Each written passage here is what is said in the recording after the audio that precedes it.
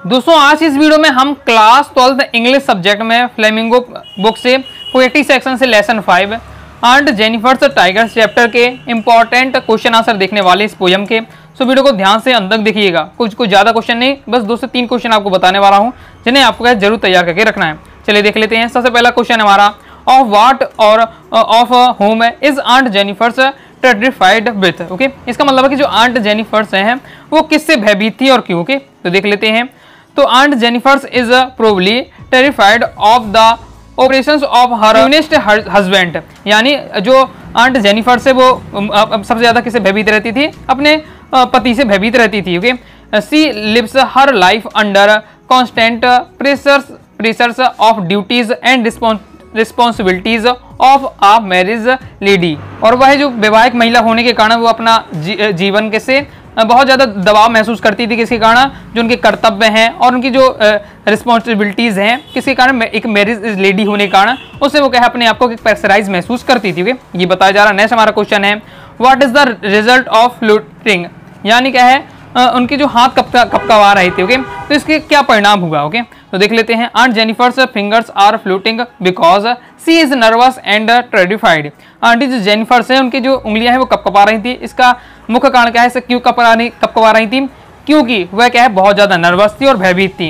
As a result of her fluting fingers, उनके क्या है हाथ की उंगली कपकपाने के क्या परिणाम हुआ कि aunt Jennifer's finds it difficult to pull even the ivory needle. तो इतने हाथ कपकवाने का परिणाम क्या हुआ, उनकी उंगली कपकवाने का परिणाम यह हुआ कि वो क्या है जब चित्र बना रही थी तो हाथी के जो दांत बनाने के लिए जो अंडरलाइन वगैरह करनी पड़ती थी वो भी अच्छे से नहीं कर पा रही थी। तो ये इसको बताया जा रहा है। ओके, आगे नेक्स्ट देख लेते हैं।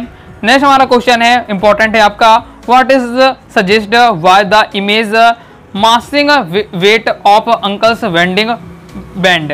क्वेश्चन में दोस्तों आपसे पूछे जा रहा है कि अंकल की जो शादी की अंगूठी का भार से क्या आशा है, ये आपसे पूछे जा रहा है। तो इसे समझ लेते हैं। In the poem bending band refers to bending ring worn by aunt Jennifer's.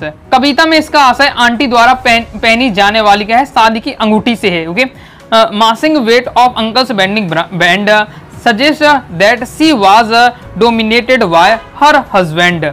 इस लाइन का क्या मतलब हो जाता है कि अंकल की जो शादी की अंगूठी का भार से आशा क्या है कि वह अपने किस प्रकार से क्या है अपने पति द्वारा नियंत्रित होती थी। मतलब क्या है अब शादी हो जाने के बाद उन्हें अपने क्या है पति के कहे अनुसार चलना पड़ता था। Okay, she was overburdened with the household duties and responsibilities after her marriage.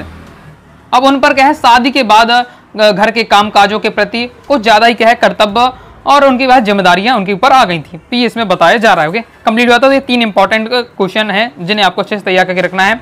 Okay, जरूर नहीं बस आपको केवल इतना ही आपको पढ़ना है, और भी दोस्तों आप अपनी तरफ से क्वेश्चन तैयार करिएगा और मैन उन क्वेश्चनों को तैयार करिएगा जो आपकी एनसीईआरटी बुक में आपके दिए हुए हैं। ओके, क्योंकि आपके एमपी बोर्ड में अक्सर उन्हीं से क्वेश्चन आते हैं, तो और भी आपको क्वेश्चन तैयार कर लीजिएगा। ओके, लेकिन आपको ये 3 तो तैयार करना ही है, और भी आप अपनी तरफ से तैयार करिएगा और आपके पास समय रहता है।